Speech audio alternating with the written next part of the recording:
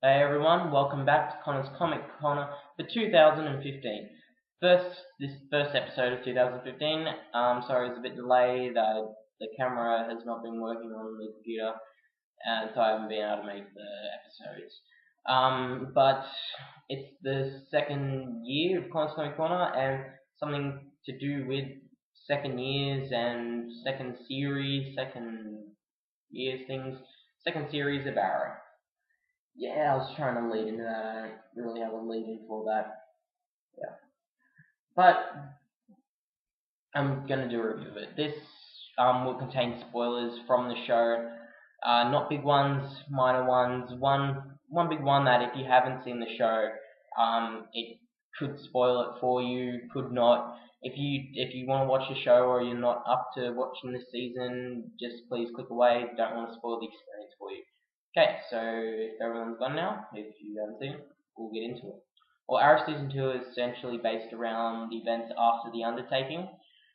We get to see Oliver fighting. He's not using the list of names that his father gave him from the previous season. He is now fighting against the villains, but not killing them because if you've seen the end of season one, Tommy dies, his best friend. He's called him a murderer, and Oliver didn't want him to be remembered like that, and he died thinking he was a murderer. So Oliver kind of changed his ways during this season. So we see by the first episode that when someone's spoiler now the group called the Hood actually still kind of like capture Thea and take her and hold her captive. Oliver comes in, but he doesn't kill any of the Hood members, and we see a talk with him with Quentin, who's now Officer Quentin Lance, Officer Lance.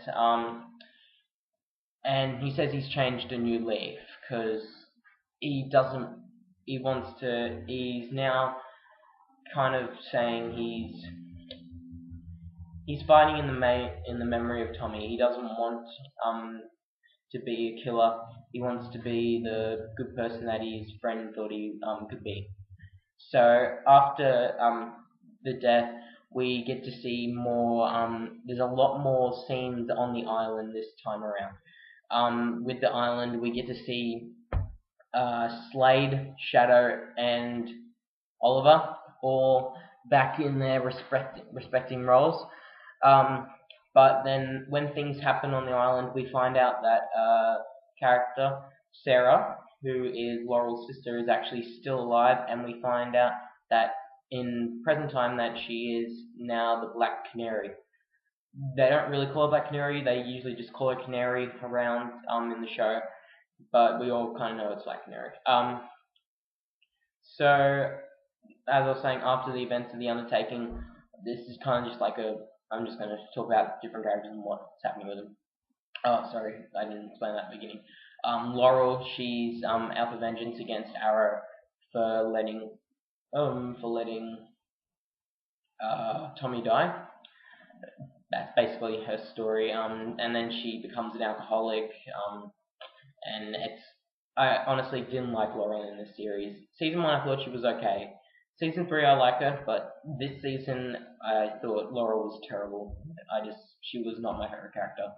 Um, Felicity and Oliver's relationship, you start seeing it more. She cares more for Oliver now than she did back in season one, and Oliver cares for her more now back in season two. In season one, there, Diggle is still in the group. We get to see a lot of good Diggle moments throughout this series, especially between him and Oliver. We find out that he's now back with his wife near the end of the season. It's basically kind of like everyone in this season's turning over a new leaf, but turning over new leaves and bringing and trying to change way of lives brings back old enemies, and that old enemy that comes back is Slade from the island.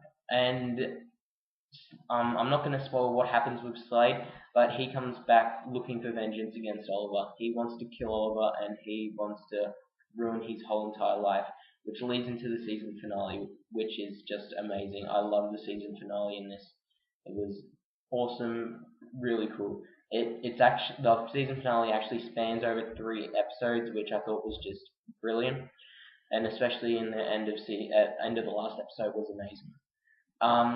In the DVD, in Blu-ray DVD, there's a lot of bonus features on the discs.